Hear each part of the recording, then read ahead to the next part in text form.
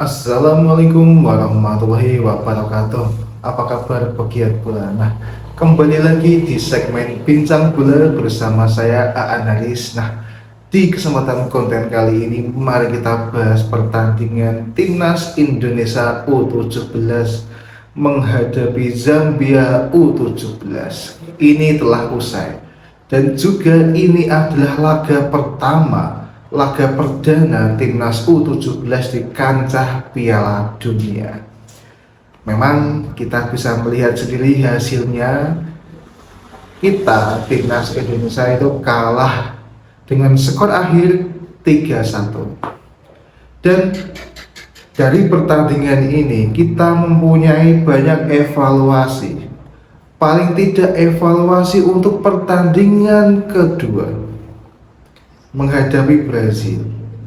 Evaluasi pertama dan utama yaitu harus ada kekonsistenan dari lini kiri serangan kita, lini kiri pertahanan kita.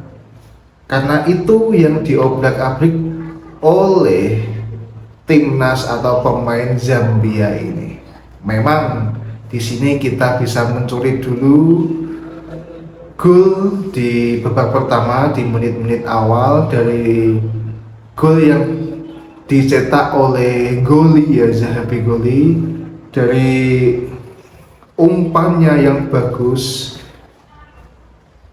bisa disundul langsung bisa menghasilkan gol. Nah, itu bagus dan itu pun cukup bisa menyengat semangat dari pemain Indonesia. Banyak yang tidak menyangka timnas kita mampu unggul duluan dari sundulan dari Zahabi Gol itu. Tetapi karena sengatan gol tersebut, timnas Zambia ini langsung ngotot, langsung ngegas dalam permainannya, pressingnya.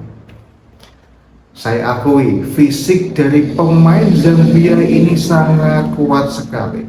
Larinya kencang seperti kayak belut gitu. Sangat susah untuk pemain kita menahannya. Lincah sekali, bergerak ke sana kemari. Dan akhirnya setelah Zambia itu menyerang dan tahu titik lemah kita, selalu tuh dia menginvasi sisi kiri pertahanan kita. Diobrak-abrik terus tuh sama Zambia. Dari gol pertama itu juga dari sisi kiri. Gol kedua juga dari sisi kiri. Itu kalau kita melihat jangka waktu gol pertama dan sampai ketiga itu kurang lebih 7 menit saja. Jadi memang ini ada yang salah dari timnas kita. Memang harus bisa mengevaluasi ke pertandingan selanjutnya. Apalagi pertandingan selanjutnya kita akan menghadapi Brazil yang tiketnya memang jauh lebih kuat daripada Zambia. Kita harus menyiapkan mental paling tidak. Pertama itu mental. Kalau mental kita kuat, kemungkinan besar kita akan bisa memaksimalkan skill kita di atas lapangan. Karena memang kalau kita melihat pertandingan yang kemarin itu masih ada grogi, masih ada kegugupan dari pemain timnas Indonesia U17 ini. Respon yang dilakukan oleh Coach Nova Arianto ini untuk menahan daya gedor timnas Zambia ini dari sisi kiri dipasang tuh Fandi Alberto, seorang pemain timnas yang berasal dari Bojonegoro. Ini tetangga desa ya, enggak tetangga desa ya, dekat sama rumah saya. Saya Tuban, Fandi Alberto itu Bojonegoro. Dipasang tuh di lini kiri untuk menahan serangan-serangan dari Zambia. Alhasil memang tidak mudah seperti babak pertama untuk menginvasi dari sisi kiri pertahanan dari timnas kita Indonesia. Berkat dari penjagaan Fandi Alberto tersebut, tetapi memang kita bisa dikatakan masih kalah pressing, masih kalah build up-nya, mentalnya juga, sehingga kita sangat kesulitan untuk menembus pertahanan dari Zambia ini. Dan memang kita sudah melakukan banyak pertandingan persiapan untuk menghadapi laga ini, tetapi memang ini sangat di luar prediksi. Yang dulu diperkirakan Zambia ini paling tidak gaya bermainnya kayak seperti siapa, Pantai Gading, tetapi dalam permainan jauh sekali ya. Kalau tingkatnya itu, kesulitannya itu 2 tingkat kesulitannya daripada kita menghadapi Pantai Gading. Artinya itu. Dan di sini kita harus move on dari kekalahan kita. Kita harus merancang bagaimana cara menghadapi Brazil ini di pertandingan yang kedua. Apalagi di sini kita juga harus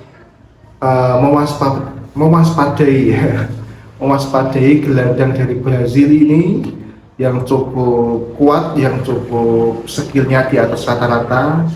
Juga banyak yang mengatakan dia adalah cikal bakal Jogo Bonito, yaitu gaya sepak bola yang asli dari Brazil, dan gelandang itu bernama Zé Lucas. Nah seperti itu. Selain Zé Lucas juga yang lain itu sudah bagus. Tinggal Coach Nova Arianto bagaimana cara menghadapi Brazil ini. Oke, mungkin cukup itu yang ingin saya simpulkan atau review dari pertandingan kita kemarin. Tidak apa-apa kalah, kita masih mempunyai harapan, kita masih mempunyai asa. Yang penting tetap memaksimalkan strategi dan berusaha menjadi lebih baik di pertandingan yang kedua. Oke, mungkin cukup itu yang bisa saya bahas di Bincang Bola kali ini. Tetap pantengin Bincang Bola tentunya bersama saya, Analis. Dan di channel ini, kalau kalian suka bisa diklik like, komen, subscribe, dan share ke teman-teman kalian. Oke, kalau kalian mempunyai statement apapun itu langsung ditulis di kolom komentar, atau mau salam-salam juga bisa ditulis di kolom komentar. Nanti akan saya bacakan di awal video ya. Nah mungkin cukup itu. Wassalamualaikum warahmatullahi wabarakatuh. Salam pegiat bola.